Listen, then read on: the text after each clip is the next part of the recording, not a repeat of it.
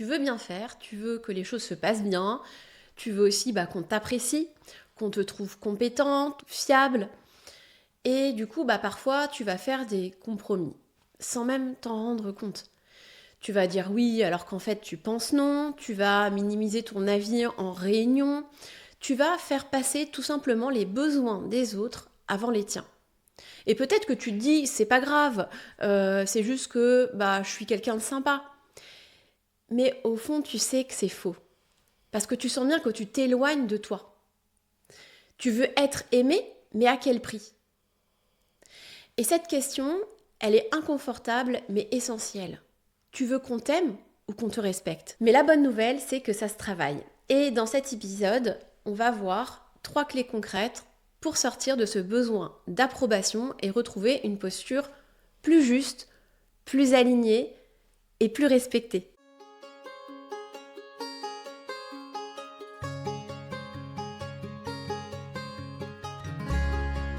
Bienvenue dans Sensible mais pas fragile, le podcast des hypersensibles qui veulent s'affirmer au travail et faire de leur hypersensibilité un atout professionnel. Moi c'est Julie Souchard, je suis coach professionnel et je suis aussi hypersensible. En description de cet épisode, tu pourras retrouver toutes les infos sur mon programme Puissance Douce. Mais surtout, je voudrais te parler de ma prochaine masterclass qui a lieu la semaine prochaine, qui s'appelle Brouillard, doute, procrastination, comment reprendre le contrôle et retrouver confiance. C'est une masterclass gratuite et j'ai mis toutes les infos en description pour que tu puisses t'inscrire. Alors d'abord, pourquoi on cherche autant à avoir l'approbation des autres quand on est hypersensible? Comme je te le dis souvent, je le répète souvent, quand on est hypersensible, déjà, on capte beaucoup d'informations, ce qui va faire qu'on est très tourné vers les autres, vers l'extérieur. C'est-à-dire qu'on va être très doué pour capter ce que les autres ressentent, ce dont ils ont besoin, mais par contre, on va être beaucoup moins doué pour soi-même. Et c'est ce qui va aussi faire qu'on va être tout le temps dans l'adaptation aux autres, l'adaptation aux besoins des autres. Personnellement, c'est ce qui m'a permis aussi à un moment donné de me rendre compte que je ne savais pas qui j'étais. Pourquoi ? Parce que voilà, j'avais toujours cette posture d'être tournée vers les autres, de faire ce qu'on attendait de moi, si bien que je me posais pas la question de savoir mais qu'est-ce que j'aime, qu'est-ce qui est important pour moi, ce dont j'ai besoin, etc. Donc si tu ressens très fort ce besoin d'approbation, c'est pas juste un manque de caractère, c'est souvent aussi un mécanisme de protection parce que justement, toi tu vas capter des micro-signaux que les autres captent pas, ça peut être le regard, le ton de la voix, le soupir en fin de phrase, la tension. Et en fait, ton système nerveux, il est en alerte sociale permanente. Et pour apaiser cette alerte, en fait, tu vas chercher à éviter le rejet, la critique, le conflit. Donc tu fais quoi ? T'arrondis les ongles, tu t'adaptes, tu évites de déranger. Sauf qu'en fait, ce réflexe de protection, il finit par t'enfermer. Tu deviens effectivement la personne qu'on apprécie, mais qu'on ne respecte pas toujours. Tu fais celle qui fait tampon, qui dit oui, qui s'oublie. Et en fait, ça te coûte en énergie, en confiance et surtout, ça t'empêche d'être toi-même. En fait, il y a 3, on va dire, grandes conséquences invisibles de ce besoin d'approbation. Le premier, c'est que tu t'auto-limites. Tu dis pas vraiment ce que tu penses.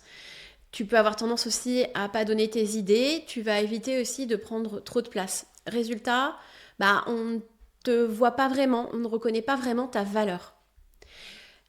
Et ça peut être hyper frustrant, notamment dans le domaine professionnel où finalement tu vas pas être très visible.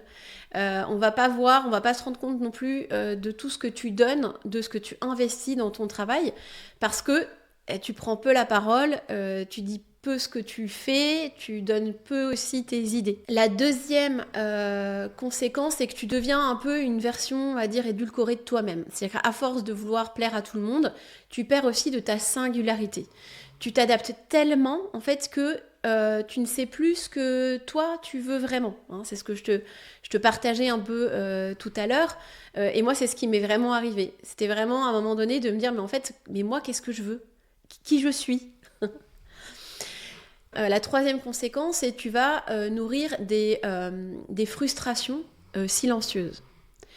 Qu'est-ce que ça veut dire ? En fait, tu vas dire oui, alors que à l'intérieur, tu bouillonnes. Et c'est ce qui va faire que tu culpabilises, tu vas ruminer, tu vas te sentir piégé dans ton propre comportement. Et ça génère beaucoup de fatigue émotionnelle. Alors, je vais te partager maintenant 3 clés concrètes pour sortir de ce besoin d'approbation. Le premier point, c'est de prendre conscience de tous ces micro-renoncements.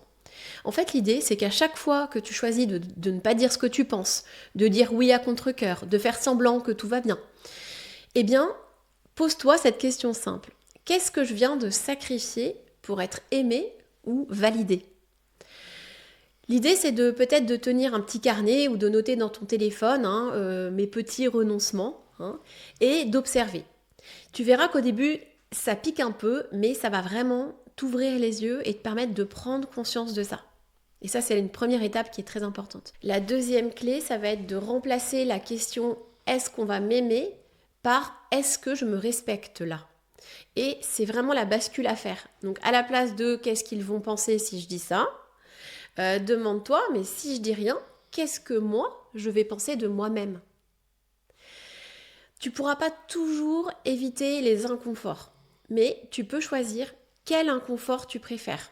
Celui de déplaire ou celui de te trahir. Ce qui est important, c'est que le premier, il est temporaire, alors que le deuxième, il abîme durablement ta confiance. Alors la troisième clé, c'est d'ancrer des phrases de réassurance. Alors, qu'est-ce que ça veut dire ?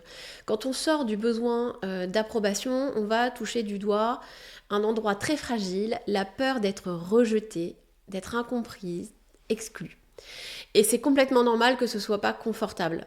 Et en fait, ça va être un vrai sevrage émotionnel. Alors, l'idée, c'est de se préparer avec des phrases qui te ramènent à toi.